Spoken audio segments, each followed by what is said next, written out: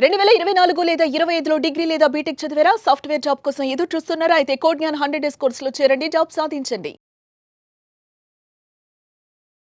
మీరు కోడ్ జ్ఞాన్ 2018లో మొదలుపెట్టినప్పటి నుంచి ఇప్పటి వరకు ఎంతమంది విద్యార్థులు మీ నుంచి పాస్ అవుట్ అయ్యారు అంటే ఈ కోర్సెస్ చేసి? సో అప్ స్కిల్లింగ్ వాళ్ళు ఉంటారండి, మాస్టర్స్కి వెళ్ళే వాళ్ళు ఉంటారు, అండ్ ఓన్లీ ప్లేస్మెంట్స్కి వచ్చే వాళ్ళు బట్ అందరికీ 100 డేస్ కోర్సే కదా ఇంచుమించు? యా అందరికీ 100 డేస్ కోర్సే. దాదాపు 15,000 ప్లస్ స్టూడెంట్స్ గ్రాడ్యుయేట్ అయ్యారు మీ దగ్గర నుంచి, గ్రాడ్యుయేట్ అయ్యారు. అండ్ అక్కడ నుంచి వాళ్ళకి ఎంతమందికి మీరు జాబ్ రూట్ చూపించగలిగారు? 3,800 ప్లస్ అండి. వాళ్ళకి ప్లేస్మెంట్స్ ఇప్పించారు మీరు. దట్స్ అమేజింగ్ కదా. అండ్ హైయెస్ట్ ప్యాకేజెస్ ఎలా ఉంటాయి సాయిరామ్ గారు? మీరు ఒకవేళ ఈ బ్రిడ్జింగ్ కోర్సు చేసి ఒక ఇంజనీరింగ్ గ్రాడ్యుయేట్ మార్కెట్లోకి వెళ్తే ఇది చేయకుండా ఎలా ఉంటుంది, చేస్తే ఎలా బెటర్ అవుతుంది? మా దగ్గర వచ్చిన హైయెస్ట్ ప్యాకేజ్ 18 LP అండి, 18 lakhs per month.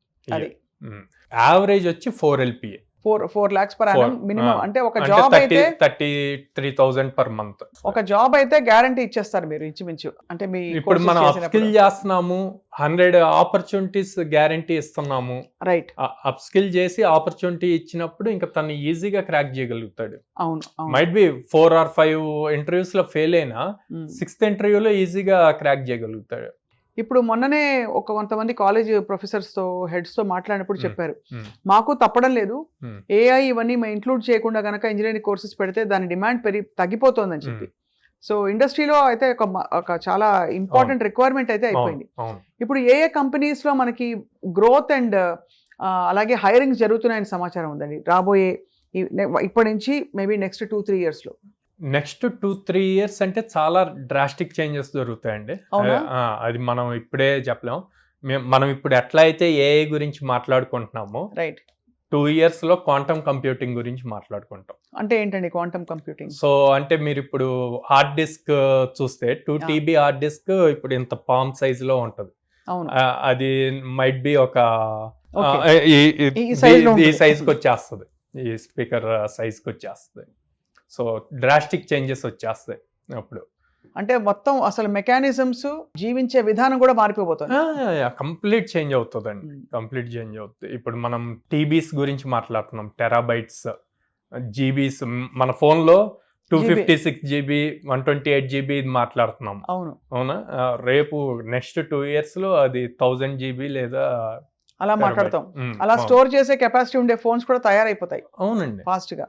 ఒకప్పుడు మన దగ్గర ఎంత నోకియా ఫోన్ లో లైక్ 4 GB అట్లా, అప్పుడు ఆ డేటా ఫిల్ అవుతుంది అంటేనే అమ్మో వీడు బీభత్సంగా వాడేస్తున్నా.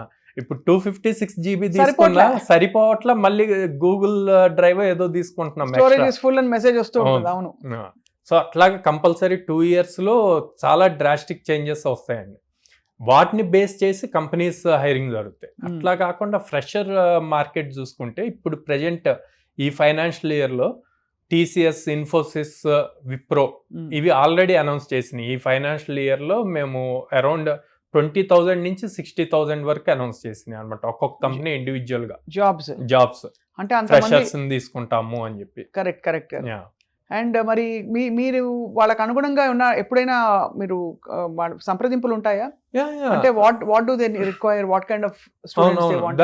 దాని రిలేటెడ్ ట్రైనింగ్ ఉంటుందండి. రీసెంట్ గా కాగ్నిజెంట్ జరిగింది. కాగ్నిజెంట్ ఆల్మోస్ట్ 17 members ప్లేస్ అయ్యారు మన దగ్గర నుంచి.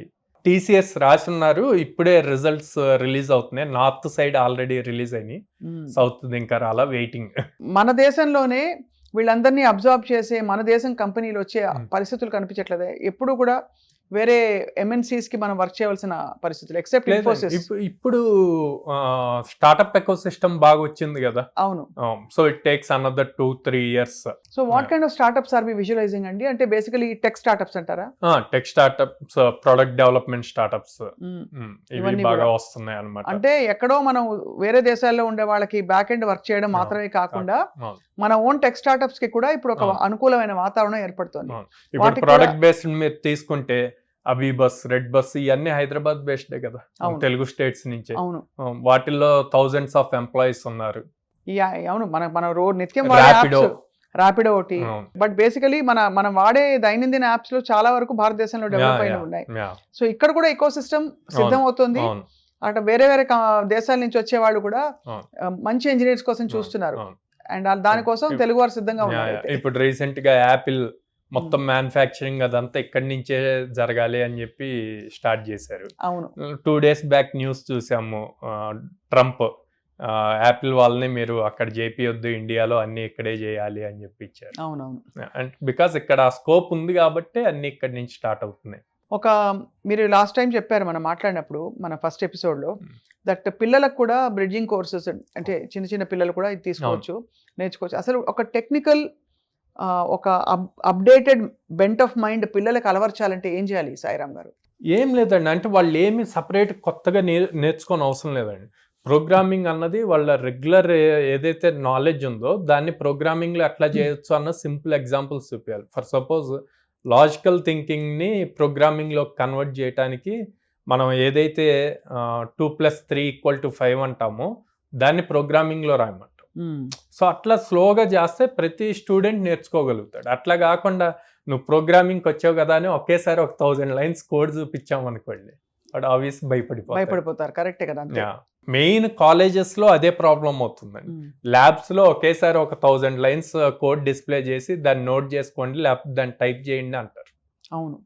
సో అక్కడ భయపడిపోతారు ఎక్కువ మంది. అవును, కాబట్టి స్కూల్ లెవెల్ నుంచే ఈ కరికులంలో ఇవన్నీ ఉండాలి. ఇప్పుడు ఆల్రెడీ 6th class నుంచి స్టార్ట్ అయిపోయినాయి. ఐటీ అని ఒక సబ్జెక్ట్ ఉంటుంది. చిన్నప్పుడు మేము చదువుకున్నప్పుడు లేదు ఎప్పుడు ఐటీ అని సబ్జెక్ట్, అంటే ఇప్పుడు స్టార్ట్ అయింది. సో అదొక చాలా మంచి పరిణామం. ఈ సంవత్సరం ఎంతమంది స్టూడెంట్స్ ని మీరు ఎక్స్పెక్ట్ చేస్తున్నారు సాయిరామ్ గారు మీ కోడ్ జ్ఞాన్ కోర్సెస్ లో? మేము ఇప్పుడు ఈ ఇయర్ మాక్సిమం అట్లీస్ట్ ఒక 2000-2500 మెంబర్స్ ప్లేస్ చేయాలి అన్నది టార్గెట్ అండి. ఎలా చేస్తారు, ప్రాసెస్ ఏంటి మీ దగ్గర? అంటే మాకు దాదాపు 800+ కంపెనీస్ తో అసోసియేషన్ ఉందండి. Almost every day or every alternate day drive జరుగుతుంది. ఇప్పుడు మనకి 2025 స్టార్ట్ అయ్యి అంత 4 months, 5th month జరుగుతుంది. May 20లో ఉన్నాము. సో ఆల్రెడీ 220 డ్రైవ్స్ వచ్చినాయి, మోర్ దెన్ 1 per day. అదే. సో అన్ని డ్రైవ్స్ జరుగుతున్నాయి కాబట్టి స్టూడెంట్స్ ని ప్రాపర్ గా అప్స్కిల్ చేసి మేము ఆ డ్రైవ్స్ పంపిస్తాం, వాళ్ళు ఈజీగా క్రాక్ చేస్తారు. ఇప్పుడు ఒకప్పుడు ఐటీ హబ్ అంటే బెంగళూరు అనేవారు, ఇప్పుడు కూడా అదే అంటారా, లేకపోతే ఐటీ హబ్ ఇప్పుడు హైదరాబాద్ కి మారిందని చెప్పుకోవచ్చా? కొంచెం వరకు చాలా వరకు హైదరాబాద్ కి వచ్చేసింది. ఇట్స్ యాక్చువల్లీ స్కేరీ మీరు అంటుంటే, కానీ ఒక టైంలో కమ్యూనికేషన్ స్కిల్స్, ఇంగ్లీష్ బాగా మాట్లాడితే చాలు అనిపించేది. అక్కడి నుంచి ఇప్పుడు ఏఐ కొంచెం ఫెమిలియారిటీ ఉండి ఈ కోర్సెస్ కోడింగ్, జావా ఇవన్నీ వస్తే, పైథాన్ ఇవన్నీ, ఫుల్ స్టాక్ ఇవన్నీ కాకుండా మీరు అండం 2 నుంచి 5 సంవత్సరాల లోపు సీన్ మారిపోతుంది, క్వాంటమ్ కంప్యూటింగ్ లోకి వెళ్ళిపోతామని. మరి వాటికి ఏం కోర్సులు ఉంటాయో అప్పుడు ఆబ్వియస్ దాని రిలేటెడ్ తీసుకురావాలి ప్రోగ్రామ్స్. మీరు ఎలా అప్డేట్ అవుతుంటారు?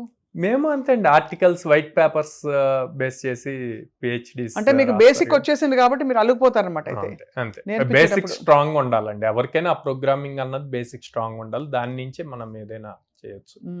మీ స్టూడెంట్స్ లో బాగా మీరు ఎక్కువగా స్ట్రగుల్ అవుతున్న స్టూడెంట్స్ కి ఎలా గైడెన్స్ ఇస్తారు? స్ట్రగుల్ అవుతున్న వాళ్ళు అన్నప్పుడు వాళ్ళు 6 months, 1 year, 1.5 year తర్వాత కూడా జాబ్స్ వచ్చిన వాళ్ళు ఉంటారు. ఏం డిఫరెన్స్ అన్నది చెప్తాను. మెయిన్ ఈ కమ్యూనికేషన్ స్కిల్స్ దగ్గర ఒకటి పోతుందండి. కొంతమంది టెక్నికల్గా స్ట్రాంగ్ ఉంటారు, హెచ్ఆర్ రౌండ్లో ఎక్కువ ఫెయిల్ అవుతారు అనమాట.